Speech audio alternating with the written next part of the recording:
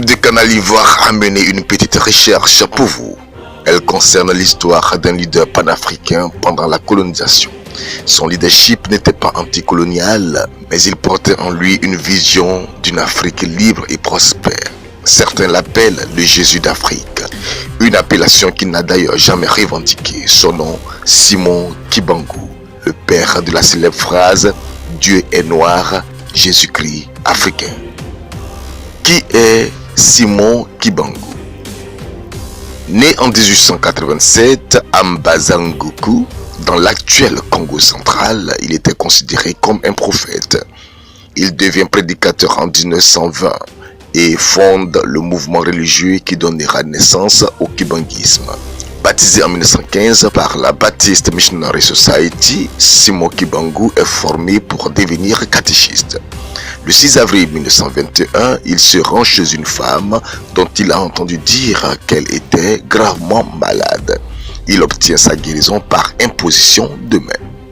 Ce même jour, Kibangu ressuscita une fille morte depuis 3 jours. Il s'en est suivi une série de guérisons pour des personnes affligées de cécité, de paralysie ou d'autres maladies graves.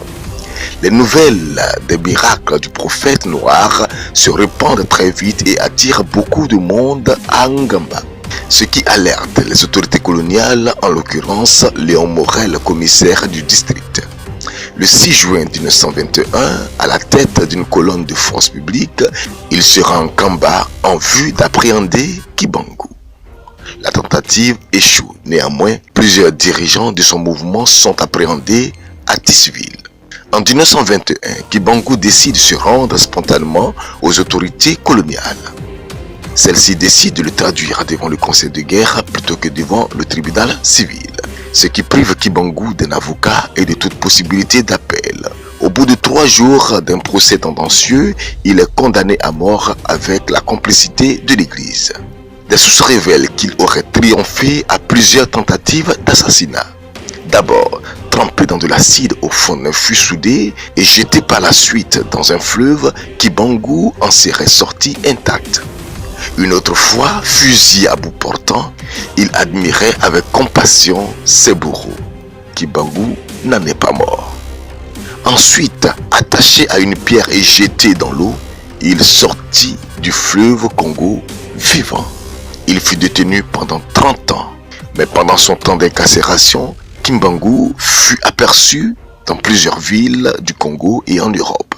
Des rapports disent qu'il aurait été arrêté en 5 endroits différents au même moment et les 5 Kibangu auraient été rassemblés dans une même cellule.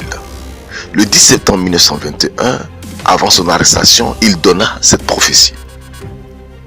Le noir sera blanc et le blanc noir. Les guerres persisteront. Le Congo et l'Afrique seront libérés. Les décennies qui suivront la libération seront terribles. Les premiers gouvernants africains travailleront au bénéfice des Blancs. Ils entraîneront sur le Conseil des Blancs les populations aux guerres entre elles. La misère s'installera. Beaucoup de jeunes quitteront l'Afrique chercher le bien-être au pays des Blancs. Il faudra un certain temps pour que l'homme noir acquiert sa maturité spirituelle. Celle-ci permettra d'avoir son indépendance matérielle. Alors s'accomplira la 3e étape, la naissance d'un grand roi divin. Il viendra avec 3 pouvoirs, spirituel, scientifique et politique. Et je serai moi-même le représentant de ce roi. Kibangu avait prédit la 2e guerre mondiale, les indépendances d'Afrique, les dictateurs africains qui ont travaillé pour les Blancs, les guerres civiles, la mort des vrais leaders panafricains tels Sankara, Lumumba, Nkrumah. Simon Kibangu est décédé le 12 octobre 1951 à Elisabethville. Un jour après sa mort, il serait venu à la cérémonie des Belges qui célébraient son départ éternel. 9 mois plus tard, le prophète congolais serait resté avec ses fidèles pendant 8 jours.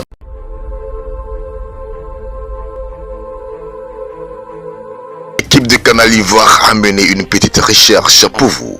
Elle concerne l'histoire d'un leader panafricain pendant la colonisation. Son leadership n'était pas anticolonial, mais il portait en lui une vision d'une Afrique libre et prospère.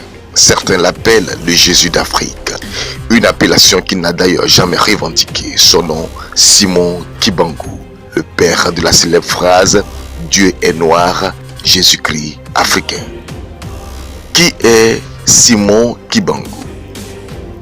Né en 1887 à Mbazangoku, dans l'actuel Congo central, il était considéré comme un prophète. Il devient prédicateur en 1920 et fonde le mouvement religieux qui donnera naissance au kibanguisme. Baptisé en 1915 par la Baptist Missionary Society, Simon Kibangu est formé pour devenir catéchiste. Le 6 avril 1921, il se rend chez une femme dont il a entendu dire qu'elle était gravement malade. Il obtient sa guérison par imposition de main. Ce même jour, Kibangu ressuscita une fille morte depuis 3 jours. Il s'en est suivi une série de guérisons pour des personnes affligées de cécité, de paralysie ou d'autres maladies graves. Les nouvelles des miracles du prophète noir se répandent très vite et attirent beaucoup de monde à Ngamba, ce qui alerte les autorités coloniales, en l'occurrence Léon Morel, commissaire du district. Le 6 juin 1921, à la tête d'une colonne de forces publiques, il se rend en Kamba en vue d'appréhender Kibangu. La tentative échoue. Néanmoins, plusieurs dirigeants de son mouvement sont appréhendés à Tisville. En 1921, Kibangu décide de se rendre spontanément aux autorités coloniales. Celles-ci décident de le traduire devant le conseil de guerre plutôt que devant le tribunal civil, ce qui prive Kibangu d'un avocat et de toute possibilité d'appel. Au bout de 3 jours d'un procès tendancieux, il est condamné à mort avec la complicité de l'Église. Des sources révèlent qu'il aurait triomphé à plusieurs tentatives d'assassinat. D'abord, trempé dans de l'acide au fond d'un fût soudé et jeté par la suite dans un fleuve, Kibangu en serait sorti intact. Une autre fois, fusillé à bout portant, il admirait avec compassion ses bourreaux. Kibangu n'en est pas mort. Ensuite, attaché à une pierre et jeté dans l'eau, il sortit du fleuve Congo vivant. Il fut détenu pendant 30 ans, mais pendant son temps d'incarcération, Kibangu fut aperçu dans plusieurs villes du Congo et en Europe. Des rapports disent qu'il aurait été arrêté en 5 endroits différents au même moment et les 5 Kibangu auraient été rassemblés dans une même cellule. Le 10 septembre 1921, avant son arrestation, il donna cette prophétie. Le noir sera blanc et le blanc noir. Les guerres persisteront. Le Congo et l'Afrique seront libérés. Les décennies qui suivront la libération seront terribles. Les premiers gouvernants africains travailleront au bénéfice des Blancs. Ils entraîneront sur le Conseil des Blancs les populations aux guerres entre elles. La misère s'installera. Beaucoup de jeunes quitteront l'Afrique chercher le bien-être au pays des Blancs. Il faudra un certain temps pour que l'homme noir acquiert sa maturité spirituelle. Celle-ci permettra d'avoir son indépendance matérielle. Alors s'accomplira la 3e étape, la naissance d'un grand roi divin. Il viendra avec 3 pouvoirs, spirituel, scientifique et politique. Et je serai moi-même le représentant de ce roi. Kibangu avait prédit la 2e guerre mondiale, les indépendances d'Afrique, les dictateurs africains qui ont travaillé pour les Blancs, les guerres civiles, la mort des vrais leaders panafricains tels Sankara, Lumumba, Nkrumah.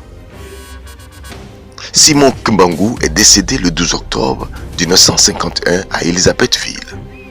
Un jour après sa mort, il serait venu à la cérémonie des Belges qui célébraient son départ éternel. 9 mois plus tard, le prophète congolais serait resté avec ses fidèles pendant 8 jours avant de disparaître dans une boule de feu.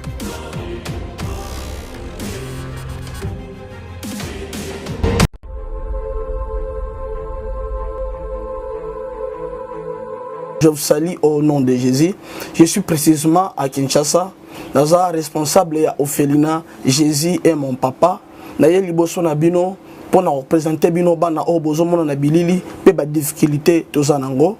Na bandaki musala o ça fait longtemps ya kobokola bana selon ainsi dit l'Éternel. Mais ba difficulté eza mingi difficulté ya loyer parce que tozo futela et puis difficulté à futela bana minerval pour to chute au bandaki to pesa qui avance mais tikali ndambo nazo banga ke bana oyo bakata classe bakoma nango na sukate. C'est pour cela Dieu m'a mis au cœur na lancé message oyo na batu nyonso ya motema malamu basunga bana oyo bozomona na bilili, bana oyo bozomona na bilili ndambo na jeu na rond-point Ngaba, ndambo Victoire, ndambo Limete et puis ndambo l'état pesengai pona bande kolanga nyonso ba congolais bobi ba réalité nini to passer nango na mboka soki nga simple individu na ndimi kozwa bana o na bokola na ainsi dit l'Éternel. Ce qui l'État s'est décidé, tout le monde a sous fazer na zelati. C'est difficile, il y a aussi ngonga moko. C'est pour ça que nous lancé appel na bana nyonso nzambe pour na classe ya bana oyo, pour na loyer na bango, kolata pe kolia na bango.